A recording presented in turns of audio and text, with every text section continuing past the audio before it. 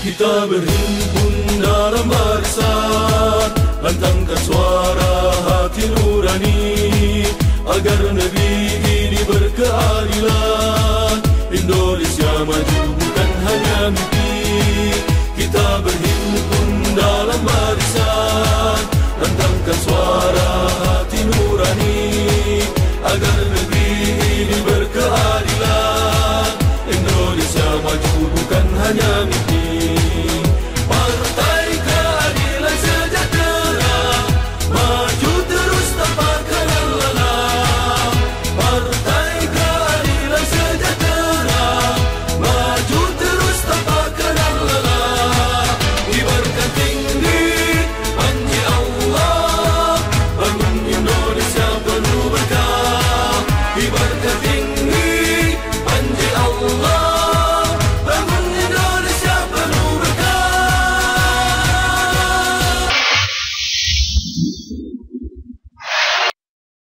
Ya, PKS di pusaran badai itu yang menjadi tema besar perbincangan kita di Apa Kabar Indonesia malam hari ini. Dan untuk berbincang terkait hal ini sudah ada dua orang narasumber saya. Di sini ada Prof. Cipta Lesmana. Selamat malam, Prof. Malam, Mbak Di. Ya, dan juga ada Wasekjen Partai Keadilan Sejahtera, Bung Fahri Hamzah. Selamat malam. Malam.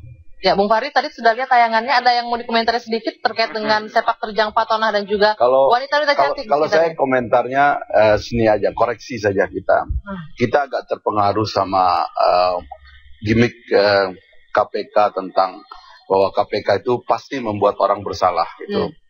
Itu sebetulnya bertentangan dengan falsafat hukum yang sudah dianut sejak lama oleh umat manusia, yaitu asas praduga tak bersalah itu. Itu sebetulnya itu kan asas ditemukan di zaman Plato, Aristoteles dulu, sebelum Masehi itu. Tapi sekarang kita itu kayaknya biasa gitu. Menyebut uang haram, menyebut uang haram mengalir ke orang-orang cantik. Padahal dia tuh masih sebetulnya tersangka.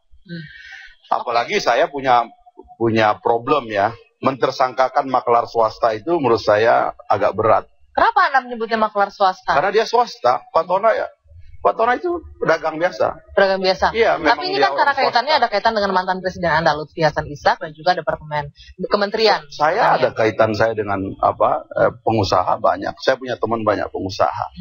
Ya kan, Fatona itu pengusaha dan kebetulan di BAP-nya di KPK dia bilang pekerjaan Anda apa? Dia bilang saya maklar.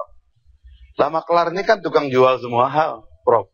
Apa yang dia dengar, apa yang dia lihat jadi uang. Bung Fahri, Anda bilang Anda punya banyak hubungan dengan pengusaha ya? Iya. Tapi ini banyak hubungan, tapi diperkuat dengan data dari PPATK, ada aliran dana juga ke mantan. Oh iya, karena dia itu kongsi dagangnya kan. Coba Anda lihat, dia kan kongsi dagang sejak sebelum menjadi anggota DPR. Fatona ini kan kongsi dagangnya Lutfi sejak. Jadi kalau PPATK melihat ada aliran sebelum tahun 2009, memang benar orang dagang dia. Jadi namanya juga orang dagang gitu. Cuman yang saya tidak mengerti, kenapa orang swasta dikenain TPPU misalnya. Kenapa orang pejabat negara seperti Nazar, seperti Gayus Tambunan itu tidak kena TPPU. Padahal harusnya uang haram yang masuk ke pejabat publik seperti saya itu lebih layak diusut daripada uang yang mengalir ke swasta. Orang itu yang namanya pengusaha itu kan beda dengan kita kalau PNS, Prof. Uang masuknya bisa saban menit, bisa setiap hari. Karena mereka kan transaksinya kan KPK. Tapi ini kemudian menjadi pertanyaan ketika ada kaitannya Lutfi Hasan Ishak dengan kasus suap kuota impor daging. Diperkuat juga dengan keterangan-keterangan yang sudah di-BAP oleh penyidik KPK. Di antaranya saksi yang juga supir dari Fatana mengatakan dia sempat dititipin ini uang, istilahnya daging untuk Pak Lutfi ini di dalam mobil sebelum ditangkap oleh KPK. Adalah temannya Lutfi sejak dia belum jadi anggota DPR. Mereka dagang karena menang mereka pengusaha. Fatona itu maklar, ya kan? Kita nggak tahu hubungan mereka seperti apa. Ya hubungan dagang di antara mereka terserah lah, saya nggak mau tahu. Tapi kalau sekedar untuk membuktikan sopir itu bahwa Fatona ada hubungan sama Lutfi, saya Wakil Sekjen PKS mengatakan ini orang dari dulu memang berteman. Prof. Ini kalau dibilang tadi biasa dekat politisi dengan pengusaha itu dekat biasa. Ini ada kaitan nggak, Prof? Karena kan sekarang ini memang partai politik ini dituntut untuk punya dana yang besar, Prof, dengan sistem politik kita yang high cost juga.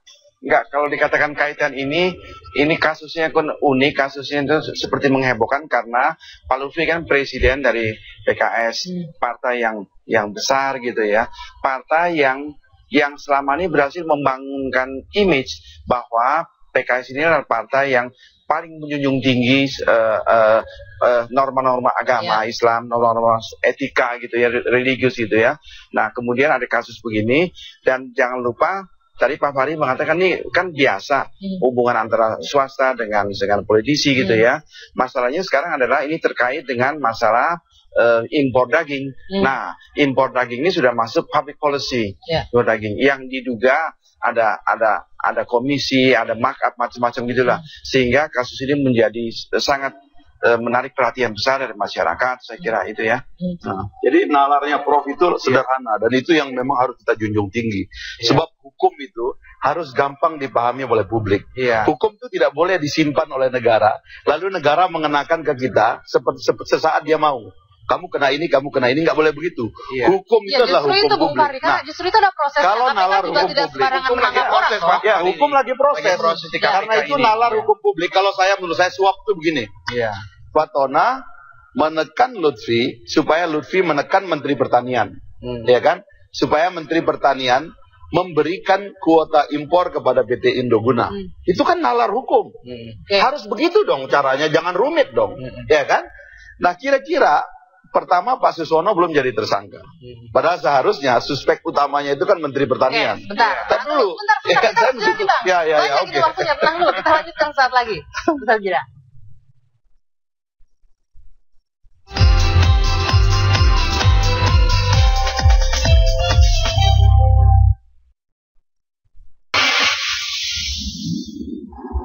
Ya, kita lanjutkan kembali Bung Fahri. Tadi kan sebenarnya Anda bilang konstruksi hukumnya sederhana. Apa yang salah itulah yang bawah. Hukum tuh harus dibikin sederhana.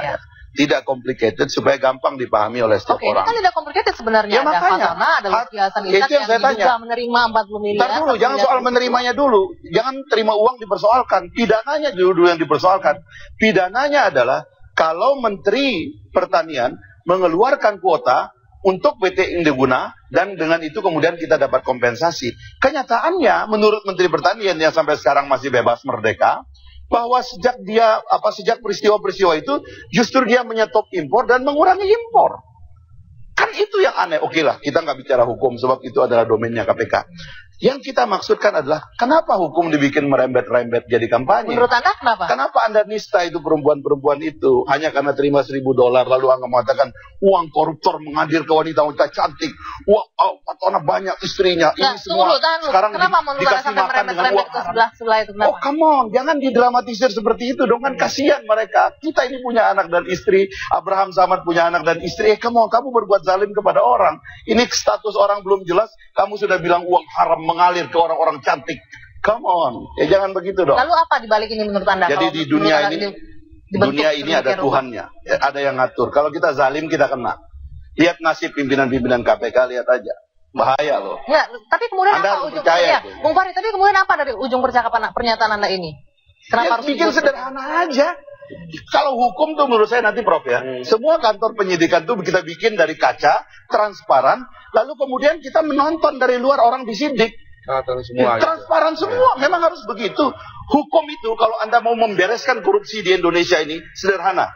Bikin aturannya itu sederhana, satu. Yang kedua, bikin proses penyidikannya transparan, bisa dilihat di layar kaca, sehingga kita tahu siapa yang menyidik, dengan apa dia menyidik. Tunggu, Anda curiga sekarang tidak transparan proses penyidikan oleh KPK? KPK menurut saya tidak transparan. Dia mau pakai hukum sendiri. Pertanyaan saya, kenapa TPPU seperti itu hanya dipakai oleh KPK? Kenapa polisi tidak pernah memakai TPPU itu? Kenapa kejaksaan tidak pernah memakai TPPU itu? Undang-undang ini adalah undang-undang nomor 20 tahun 2010, undang-undang nomor 8 tahun 2010. Dari tahun 2010. Kenapa undang-undang ini dipakai oleh KPK? Bukankah dalam undang-undang 30 2002 KPK bertanggung jawab melakukan koordinasi, supervisi, monitoring kepada lembaga lain. Saya teknis hukum nggak ngerti, teknis hukum gitu ya. Kan masalah ini jadi besar karena ini menyangkut presiden PKS ya, partai yang sangat penting di Indonesia. Terus lagi terkait dengan perempuan ini, dimanapun perempuan ini kan menjadi hot issue gitu ya. Dan seperti Pak Fahri sudah mengatakan itu betul ya. Itu sejak Plato, sejak Aristoteles sudah dikatakan memang salah satu kelemahan demokrasi adalah sex and money. Itu sudah ditulis sama gitu ya. Nah, ini kan banyak perempuan-perempuan, terus keluar lagi laporan PPATK, ada aliran dana gitu ya dari Fatona kepada perempuan ini ya. Nah, Fatona Fatona dikaitkan dengan presiden PKS gitu ya. Memang ini semua masih proses. Memang secara teoritis betul gitu ya. Kita harus taat pada asas presumption of innocence.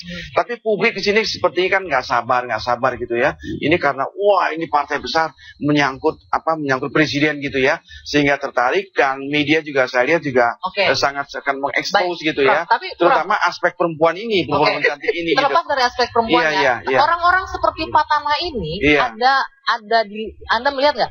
Di setiap partai mungkin ada orang-orang seperti Fatana. Saya mau bilang sama Anda ya, maklar itu ya ada di mana-mana. Dan saya bisa sebut ke Anda, ini konglomerat ini dulu maklar. Sebentar, nanti ada gilirannya. Orang-orang seperti Fatana, apakah memang diperlukan di sebuah partai sebagai ini loh? Ya, yang melakukan pekerjaan kotor gitu loh, Bro. Karena nggak mungkin ya cari uang partai terus dimasukkan ke struktur orangnya. Partai itu cari uangnya nggak langsung supaya kan terkesan bersih. Saya katakan ada kemungkinan, saya tidak tuduh ada kemungkinan. Seperti Nasaruddin ada kemungkinan juga memang dia khusus diberikan job cari uang sebanyak-banyak gitu ya. Nah, Fatona ini apakah ada kemungkinan langsung kaitan dengan PKS? Ya kita nggak bisa mengatakan iya atau tidak sekarang ini. Tapi yang jelas dia sangat dekat dengan Pak Lutfi. Pak Lutfi ini orang nomor 1 eksekutif, orang nomor 1 di PKS. Dan itulah orang kaitannya, sehingga orang bertanya-tanya, ada tidak ini Pak Lutfi terima uang dari Fatona ini? Ada kemungkinan juga jadi sumber uang buat partai gitu ya. Saya katakan kemungkinan bisa saja gitu ya, meskipun kita nggak bertuduh gitu ya. Orang terus mereka-reka gitu ya. Ini Pak Lutfi ini terima uang untuk pribadi sendiri atau sebagai masuk kas partai. Saya kira itu yang mesti dibuktikan juga. Nah, saya nggak tahu apakah PKS dalam membongkar kasus ini nanti merembet itu bisa kesana tidak, kita nggak tahu gitu ya. Tapi kesannya kan memang publik seperti nggak sabar gitu loh. Juga bagaimana dengan Menteri Pertanian? Saya pernah menulis Menteri Pertanian ini mesti segera diperiksa kaitannya bagaimana gitu loh. Lalu Bung Fahri, kemudian ada pernyataan dari PKS yang mengatakan ini Fatona ini orang yang dipasang sebagai intelijen. Maksudnya apa itu? Nanti dijelaskan ya segmen selanjutnya. Yang bilang siapa? Di Apa Kabar Indonesia Malam saat lagi.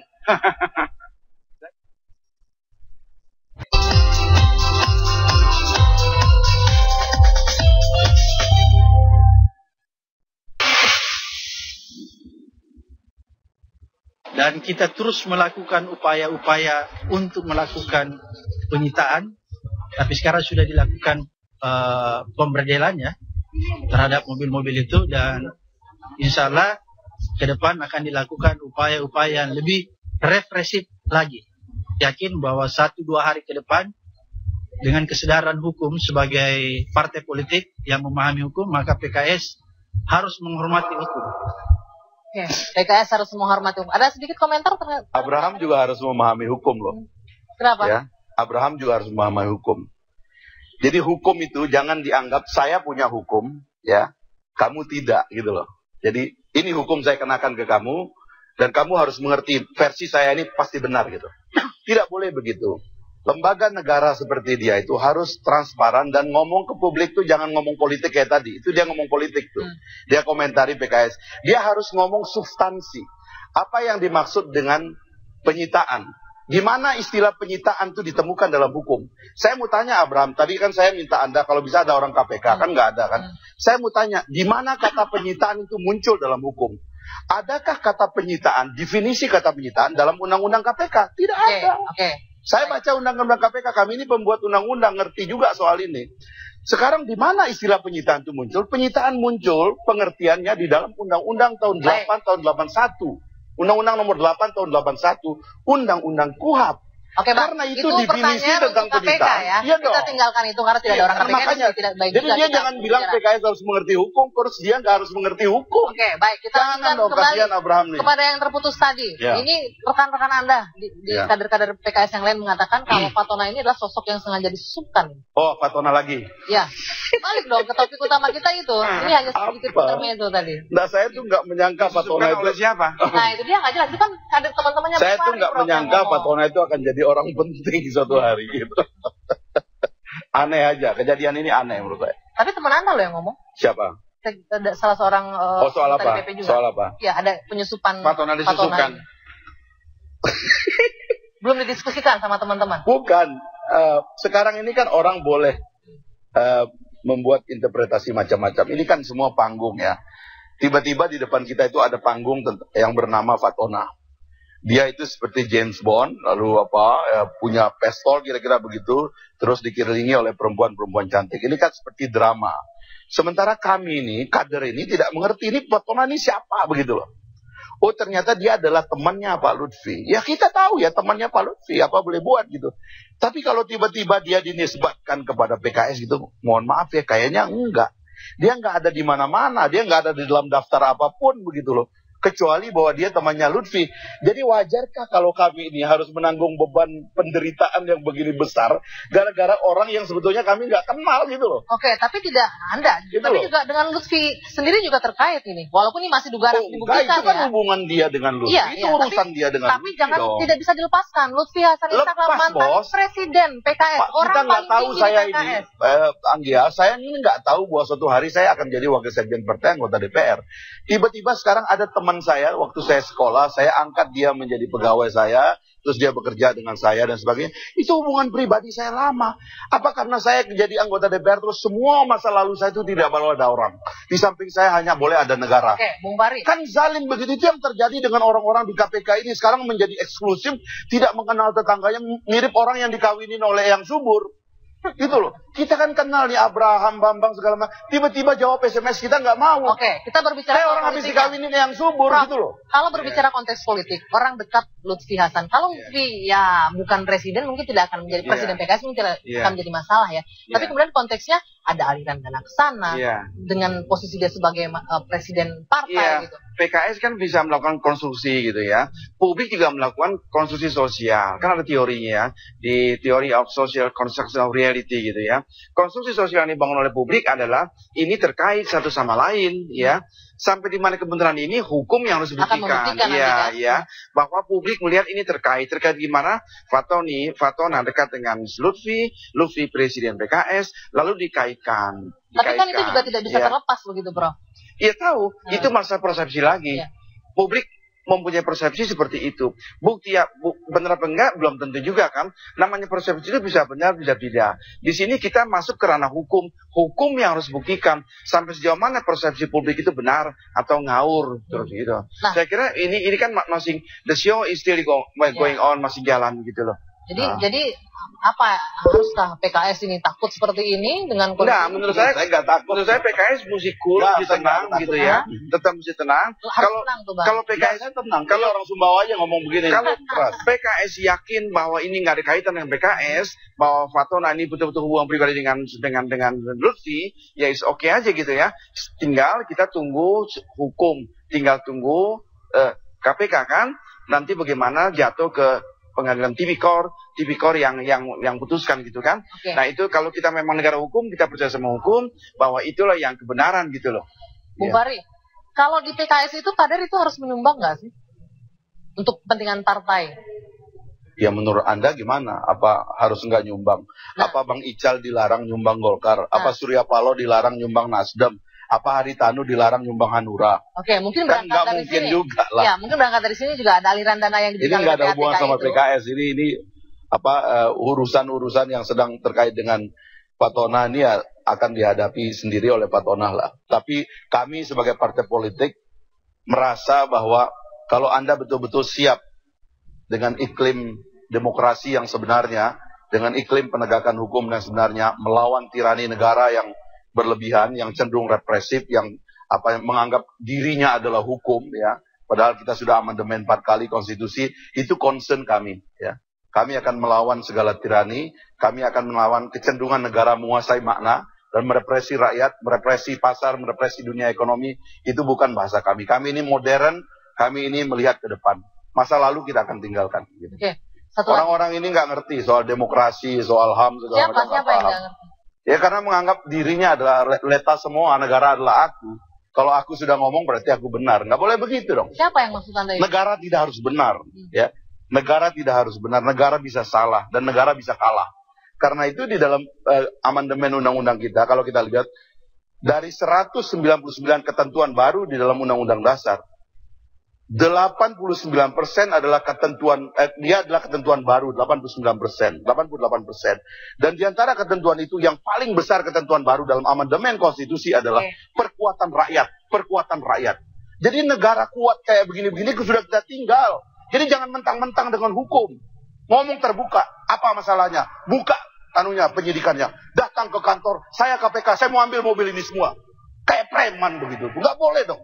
Sayang sekali Aparat tidak penegak ada hukum KPK adalah di sini untuk hukum. menanggapi ini, ya. Datang bawa surat, itu ada, bahkan kalau memakai KUHP, itu harus persetujuan kepala desa segala macam. Nggak boleh sembarangan gitu, saya KPK, saya mau ambil di barang. Oke. Emang Anda kalian kalau siapa? seperti ini terkesan PKS melawan KPK tanpa surat, itu nothing. Dia harus pakai surat. Karena negara harus pakai surat. Hitam di atas putih. Oke, baik. Nanti tahan dulu. Iya. Semangat sekali orang Sumbawa kalau ngomong. Kita lanjutkan lagi nanti. Saya jeda. Apa kabar Indonesia Malam?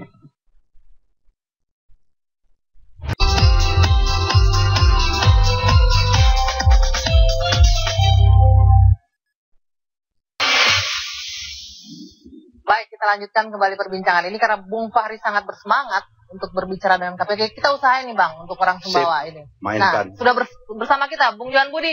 Bang Johan, selamat malam. Halo, selamat malam. Ya. Ali. Ya, Bang Johan, ini ada Bung Fahri Hamzah dan juga Prof. Cipta Lesmana. Tadi Bung Fahri mengatakan bahwa ini KPK tidak transparan bekerjanya, begitu Bung Johan. Bisa ditanggapi sedikit?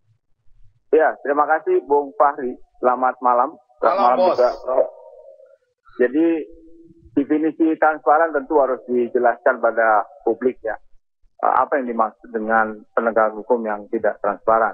Selama ini justru KPK ingin mengungkapkan sebuah kasus itu setransparan mungkin. Tentu ada batasan-batasan ya dalam sebuah kasus penyidikan dimanapun. Bahkan di Amerika Serikat itu proses penyidikan itu tidak bisa diungkap secara terang benderang ke publik ya. Tempatnya di mana menjelaskan bukti-bukti itu secara terang itu ada di pengadilan. Nah, nanti di pengadilan lah apa yang menjadi argumentasi terdakwa, apa yang menjadi argumentasi KPK itu nanti diuji di sana. Bukti-bukti apa yang selama ini dipunyai oleh KPK, bukti-bukti apa yang dipunyai oleh terdakwa itu nanti di pengadilan. Saya kira semua bisa mengakses secara terbuka ya di pengadilan itu. Apakah sangkaan KPK, apakah dakwaan KPK itu bernilai benar atau tidak, itu di pengadilan, bukan pengacaranya terdakwa yang memutuskan, bukan jaksa KPK yang memutuskan orang ini bersalah atau tidak, apalagi kolega ya, apalagi orang-orang yang separtai misalnya dengan terdakwa, bukan itu, tapi hakim yang memutuskan apakah dakwaan KPK itu Baik. terbukti atau tidak. Gitu. Begitu Bung Fahri penjelasannya. Ya, satu hal ya, dia harus sadar bahwa KPK itu lembaga publik, ya, lembaga publik yang istimewa, ya, undang-undangnya istimewa, lembaganya istimewa. Polisi yang sama, yang gajinya 4 juta sampai 5 juta di kepolisian, masuk ke KPK gajinya menjadi 24 sampai 28 juta, ya. Jadi ini lembaga istimewa, dibuat secara istimewa, dibuat juga secara sadar, ya, untuk memenuhi kebutuhan-kebutuhan kita di dalam menata sistem. Saya menulis buku tentang kritik kepada KPK ini. Saya menunggu sebetulnya dari lama, kapan saya diundang KPK, karena buku itu sudah beredar lama, sejak saya pimpinan Komisi 3 tadi. Tapi KPK selalu bermain, manajemen opini, ya. Bahkan menurut saya, secara bertahap, yang kalah oleh opini itu kemudian bukan saja imajinasi publik, tetapi imajinasi pengadilan juga dikalahkan oleh opini publik. Ini yang berbahaya dan ini yang harus kita tata. Nah sekarang kita nggak bisa bahas itu karena temanya terlalu luas soal itu. Ya. Kalau Anda mengundang saya, undang saya ke KPK, saya akan ngomong dengan pimpinan KPK secara terbuka. Saya Fahri Hamzah siap diundang oleh Anda untuk bicara secara terbuka. Anda siarkan live, saya siarkan live. Kalau saya kalah dalam perdebatan itu, saya ngaku kalah. Tapi Anda tolong dengar saya. Gitu. Satu, yang kedua, kalau Anda bicara soal kasus Anda datang ke kantor PKS tanpa surat itu, ya tetap salah. Anda mau menegakkan hukum kayak apapun, kalau Anda datang tidak bawa surat, salah. Orang itu di dalam satu penyidikan, itu yang saya tadi bilang waktu Bung Johan nggak ada, kata penyitaan itu tidak ada, definisi penyitaan itu tidak ada di dalam Undang-Undang KPK. Tidak ada. Definisi penyitaan itu ada di dalam Undang-Undang KUHP. Karena itu kalau Anda ingin tahu apa yang disebut dengan penyitaan itu, Anda harus kembali ke Undang-Undang KUHP. Nah KPK selalu mengatakan kami lex spesialis. Lex spesialis itu antara undang-undang dengan undang-undang. Tapi kalau SOP KPK nggak boleh lex spesialis terhadap undang-undang. Hukum yang lebih tinggi mengalahkan hukum yang lebih rendah. Artinya penyitaan tidak berdasar oleh KPK? Hah? Penyitaan oleh KPK tidak berdasar? Ya nggak ada suratnya. Oke, Bang Dia cuma Johan. datang ke situ dan bilang saya mau sita ini Bang gimana? Johan bisa ditanggapi sedikit, Bang Johan?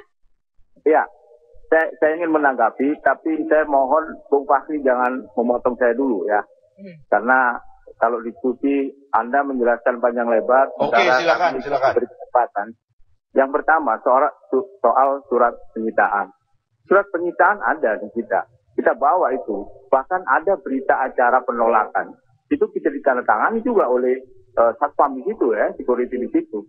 Artinya proses yang sedang dilakukan oleh KPK malam itu sudah sesuai dengan prosedur yang berlaku, sesuai dengan apa yang ada di Undang-Undang KPK. Undang-Undang KPK, tolong Bung Fahri baca di Undang-Undang nomor 30 tahun 2002. Kalau Anda menyebut bahwa penyitaan itu tidak ada dalam undang-undang itu ada. Boleh saya potong nggak, Bung Johan? Nah, dulu Bung Fahri. Lalu saya boleh potong nggak? Bentar, Bung Fahri. Jangan dipotong dulu dong. Ya, silakan lanjutkan. Jangan dipotong dulu. Oke, silakan.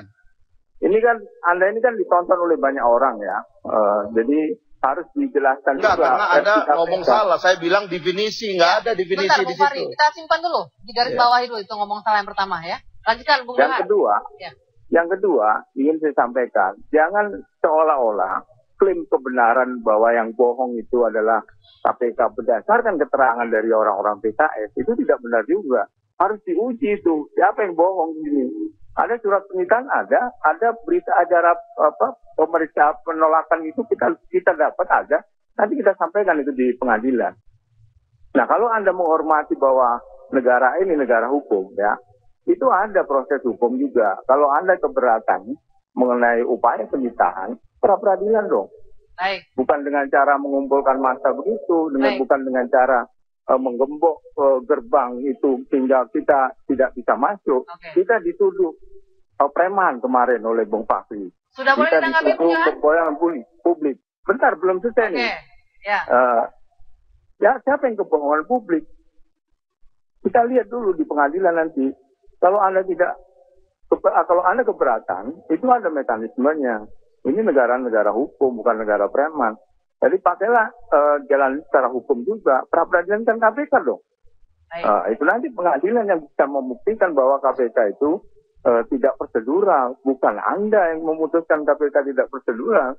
Dan juga bukan Anda yang memutuskan bahwa KPK salah. KPK tidak. Hakim itu nanti menurut saya. Bung Johan? Ini loh, yang biar fair itu seperti itu ya. Sebentar Bung Johan, ditahan dulu, nanti akan ditanggapi oleh Bung Fahri, tapi sebentar kita jeda dulu sebentar. Apa kabar Indonesia Malam, kami lanjutkan saat lagi.